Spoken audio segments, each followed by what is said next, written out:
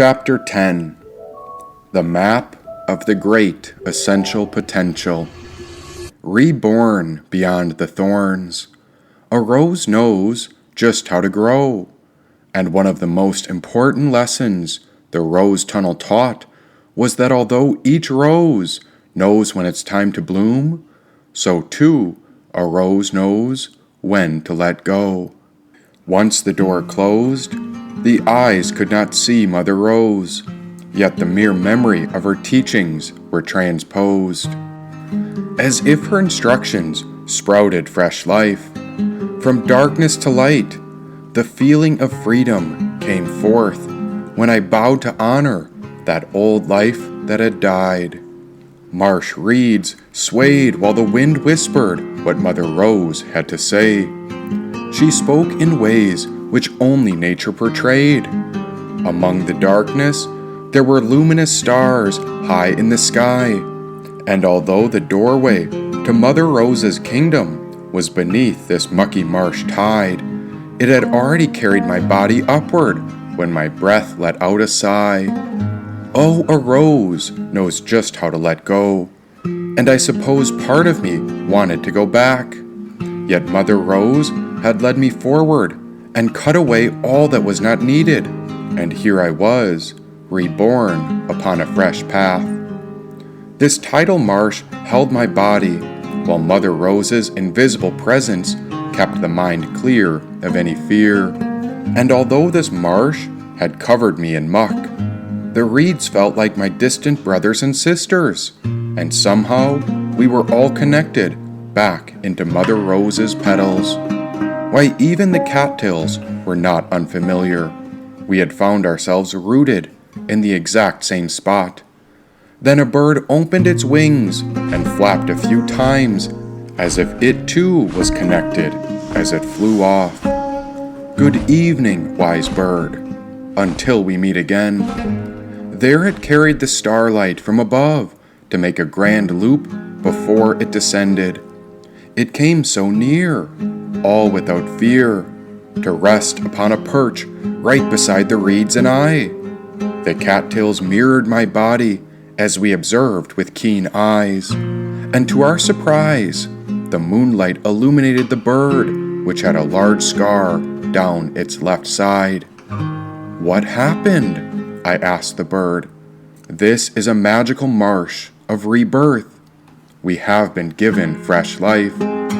This is the home of the life-giving rose, said the bird. She was glorious and pink, but not quite a flamingo. Who are you? Rose, the spoonbill, and I'm not some separate being other than you. The spirit of nature is our guardian, yet it is our choice to see Mother Rose woven within everything. Today I come to you as a bird. Tomorrow I'll be a full moon. Oh, dear child, will you remember that nature is not separate from anything or anyone? And so you mustn't forget that the spirit of Mother Rose also lives within you. Listen to life. It knows the way. Even the suffering, the tragedy, and the pain is sacred, for it knows how to free us. So do not believe that you have been betrayed. In a world which has been turned into a wasteland, we need you to lead. Do not be afraid, said the rose. Her wings flapped as the bird carried its soul away. Oh, goodbye, sweet spoonbill. I hear what your teachings have come to say. And as the cattails and reeds waited, I couldn't help but smile. But as I looked at my reflection on the surface of the marsh water, I was so surprised when I saw a grown man and not a child. Was this really me? But who is this man I have seen? The soul had returned to innocence, but who was this middle-aged man reflected so clearly? I heard a frog ribbit when the hum carried across the water. Now the reflection of the man's face vibrated upon the surface when I saw him smile like a child. Yes, here I am. But what happened? And where is the hidden enchanted kingdom? Why, I remember a mermaid.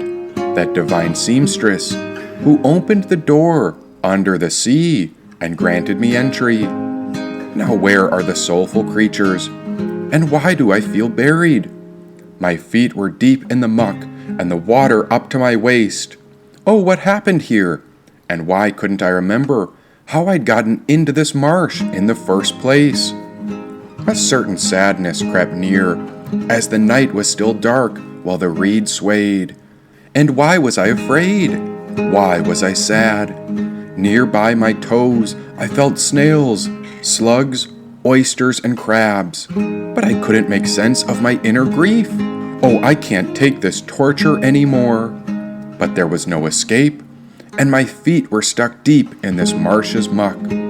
This night was so dark, even the moon had to hide, and just when I thought I might not make it, I heard a snake slither on by. Why can't I remember what had happened to me, and why do I hurt so much on the inside? There was a feeling of pain that refused to go away, and it turned very serious when I wondered if I had died. Have I fallen from heaven? I whispered to the night sky. Fallen? What you call a fall is what a seed knows as being planted, said the serpent. Planted? Is that why I'm stuck in this muck? Do you know the wisdom of Mother Rose? Have you heard her whisper under the moonlight? The world revolves around her bloom, and she is so powerful that Mother Rose grows from all the tears that our world cries, said the serpent. But this pressure, I feel like I might burst from the inside. A buried seed knows nothing has gone wrong, but as the seedling grows, it knows that the pressure gives birth to that which has been planted. This is not so different from the path of making diamonds, said the serpent. But just yesterday, my soul was with familiar spirits, and they felt like the great guardians of the inner world.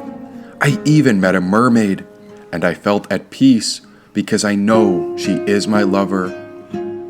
It was Saint Pio who said, "Blessed is the crisis that made you grow, the fall that made you gaze up to heaven, the problem that led you to look for God," said the serpent. This creature was black as night when it slithered closer under the starlight. Why, even the marsh cats came closer, as we were aware of the snake when I wondered if it may bite. Then why are we here in this marsh? Haven't we fallen? Trust and take heart. Don't let Satan's prolonged war frighten you.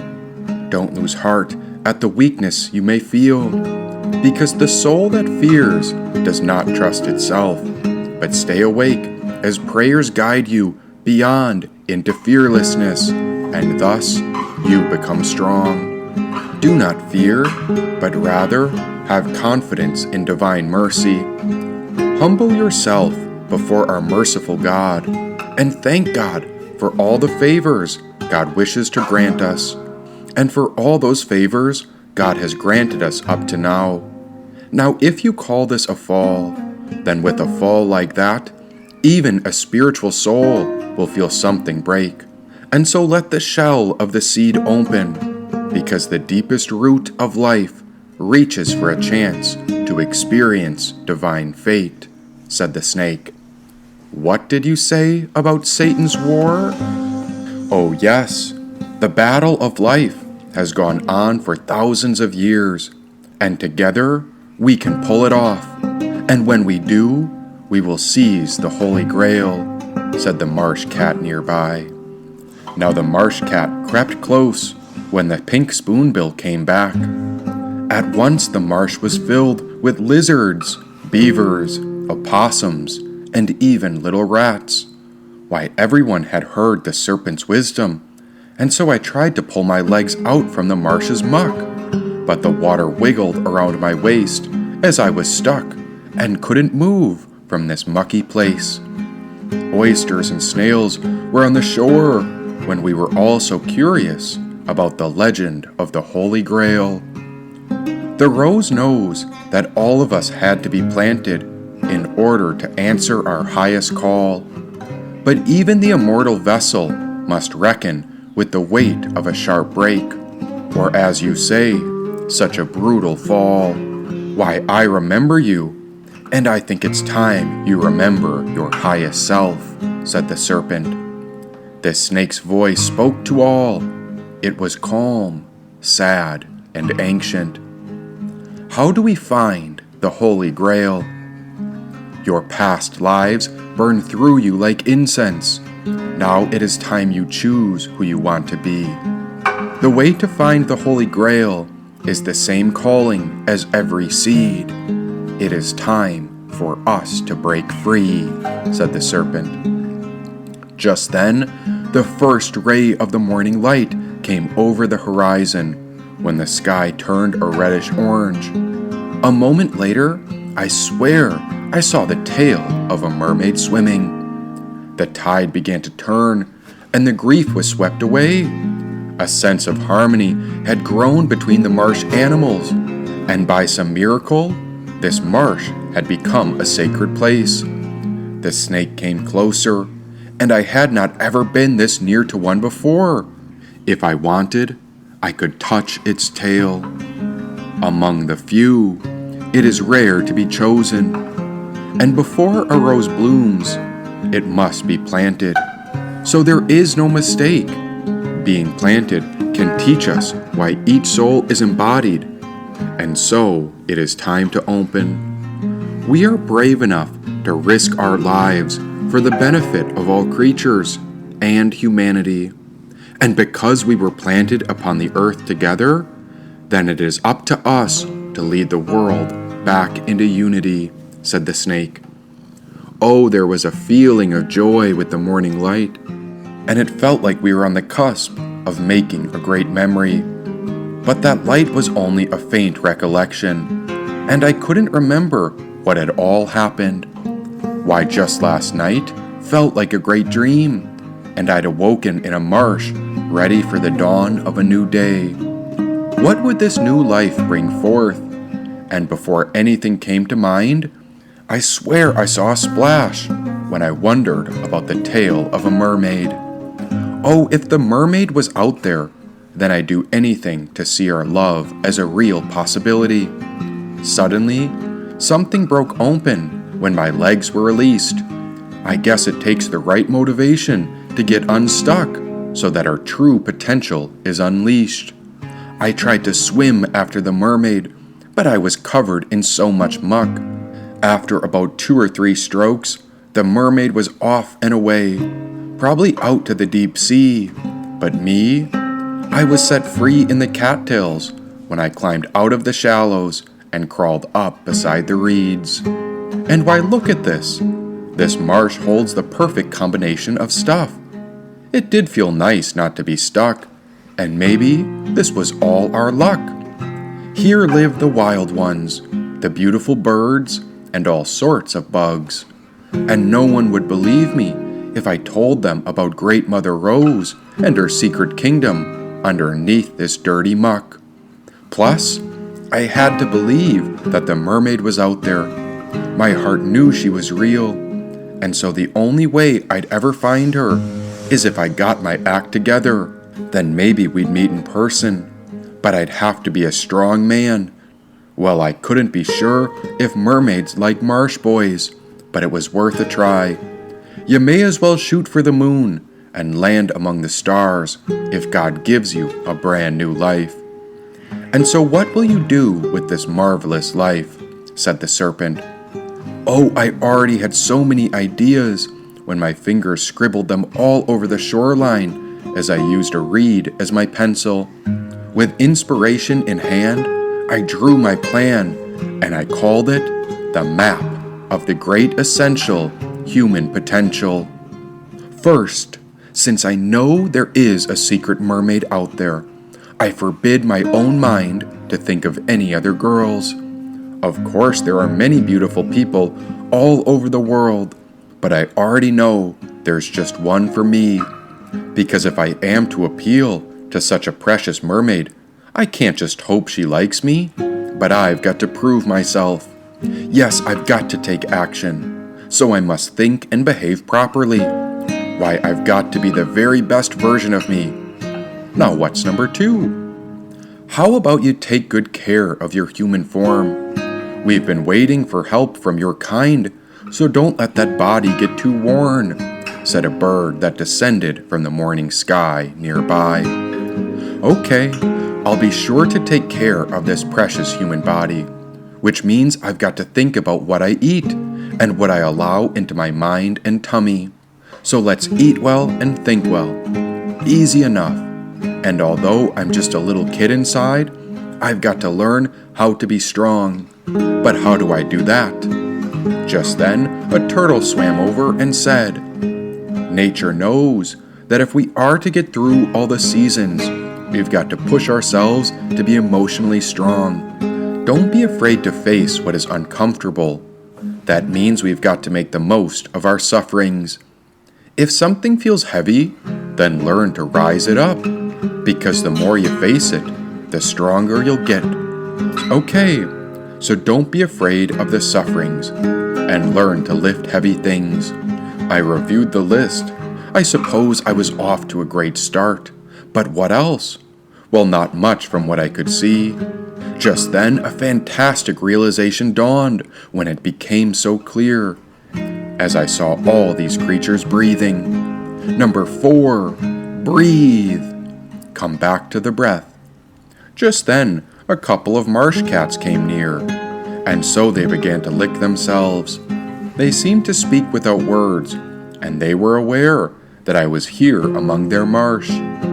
These marsh cats were great friends, and I too wanted to learn their ways and become fearless. Number 5, keep yourself clean.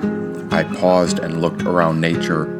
Number 6, avoid the electronic screens and devices.